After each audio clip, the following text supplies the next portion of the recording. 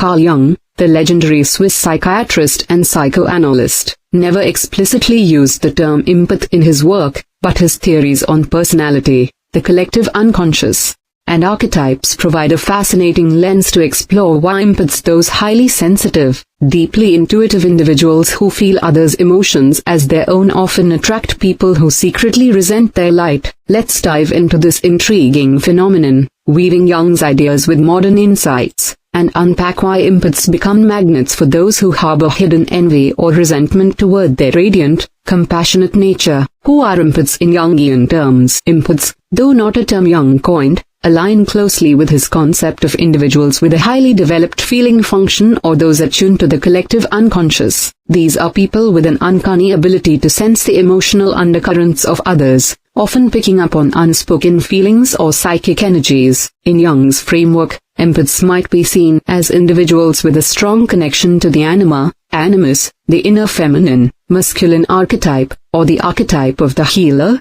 radiating a kind of soulful light, warmth, authenticity, and emotional depth that draws others in. This light can be understood as the empath's individuated self, a term Jung used to describe someone who has integrated their conscious and unconscious aspects, embodying a wholeness that shines outwardly. It's magnetic, inspiring, and sometimes intimidating, because it reflects a level of self-awareness and emotional courage that many lack. Why empaths attract resentment? A Jungian perspective. Jung's theories help us unpack why empaths, with their luminous qualities, often attract people who secretly resent them. Let's break it down with some excitement, diving into the psychological dynamics at play. The shadow and projection. Jung's concept of the shadow, the hidden, repressed parts of the psyche, plays a starring role here. People who haven't confronted their own shadow, their insecurities, unhealed wounds, or suppressed desires, may feel unconsciously threatened by an empath's light. Why? Because the empath's emotional openness and authenticity mirror what the resentful person has buried. For example, an empath's ability to embrace vulnerability might highlight someone else's fear of it, stirring discomfort or envy. Instead of facing their shadow, these individuals project their resentment onto the empath, perceiving their light as a personal affront. Jung would say this is the psyche's way of avoiding self-confrontation, blaming the empath for shining too brightly rather than doing the hard work of integrating their own darkness. The archetype of the scapegoat. Empaths often embody the archetype of the healer or the scapegoat, figures who absorb and transmute others' pain. Jung saw archetypes as universal patterns in the collective unconscious, and the scapegoat is one who takes on the burdens of a group. Empaths, with their natural inclination to listen and heal, become easy targets for those who want to offload their emotional baggage. Here's the kicker: some people resent the empath for being the one they need. They rely on the empath's light to feel better but secretly envy their strength, creating a love-hate dynamic. It's like, how dare you be so whole when I'm struggling? This resentment festers in the shadows, often disguised as criticism, manipulation, or passive aggression. The power of individuation. Jung's concept of individuation, the journey toward becoming a fully integrated, authentic self, is key to understanding the empath's allure. Empaths often seem further along in this process, radiating a quiet power that comes from self-awareness and emotional depth. This can be magnetic but also threatening to those who feel stuck in their own psychological development. Imagine someone who's grappling with their own insecurities meeting an empath who seems to have it together.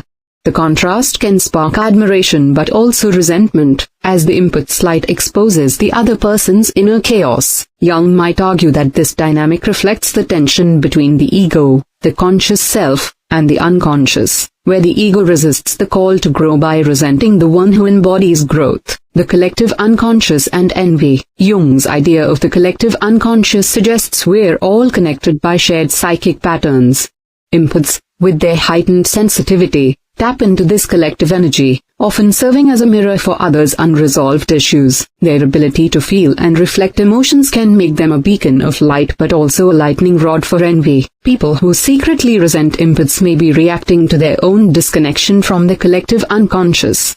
The empath's ability to flow with these deeper currents can feel like a silent judgment to someone who's out of touch with their own soul. It's not that the empath is better, it's that their light illuminates what others have yet to face. The exciting drama of this dynamic. Picture this: An empath walks into a room, their energy warm and inviting, like a campfire on a cold night. People are drawn to them, some for healing, others for validation. But lurking in the crowd is someone whose shadow is dead. Maybe it's a colleague who envies the empath sees with people, or a friend who feels inferior next to their emotional depth. This person smiles, but inside, their shadow whispers, "Why can't I be like that?" Instead of owning that feeling, they turn it outward, nitpicking the empath's sensitivity, "You're too emotional," or undermining their light with subtle jabs. This is where it gets juicy. Jung would say this tension is a cosmic drama playing out in the psyche. The empath, by simply being themselves, becomes a catalyst for others' growth or their resistance to it. Their light doesn't just attract, it provokes, stirring the unconscious and forcing others to confront what they've avoided.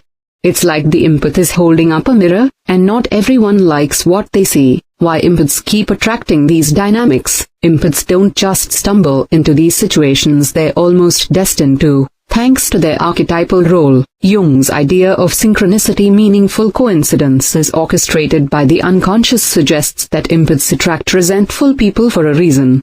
These encounters aren't random, they're opportunities for both parties to grow. The empath learns boundaries and self-protection, while the resentful person is nudged, or shoved, toward facing their shadow. But here's the catch: empaths, with their healer archetype, often feel compelled to fix or help those who resent them, creating a cycle. Jung would urge the empath to focus on their own individuation, setting boundaries to protect their light rather than dimming it to appease others. It's a thrilling challenge. Can the empath stay true to their essence while navigating the shadows of those around them? How empaths can shine without burning out. Jung's wisdom offers empaths a roadmap to thrive. Embrace the shadow. Empaths must explore their own shadow to avoid overgiving or seeking validation through others' healing.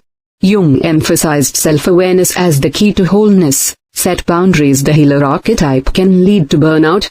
Empaths should channel Jung's concept of the self, the balanced center of the psyche, to prioritize their own well-being. Recognize projections. When resentment comes their way, empaths can use Jung's insight to see it as the other person's shadow, not a reflection of their worth. Keep shining. Jung believed the individuation process is a gift to the world. Empaths should keep radiating their light, knowing it's a beacon for those ready to grow, even if it stirs envy in others. The cosmic takeaway: in Jung's worldview, the dance between empaths and those who resent their light is a microcosm of the psyche's eternal struggle toward wholeness. Empaths, with their radiant connection to the collective unconscious, are like stars in a dark sky, beautiful, inspiring, and sometimes too bright for those who haven't found their own light. By understanding this through Jung's lens, empaths can navigate these dynamics with wisdom, protecting their energy while continuing to shine.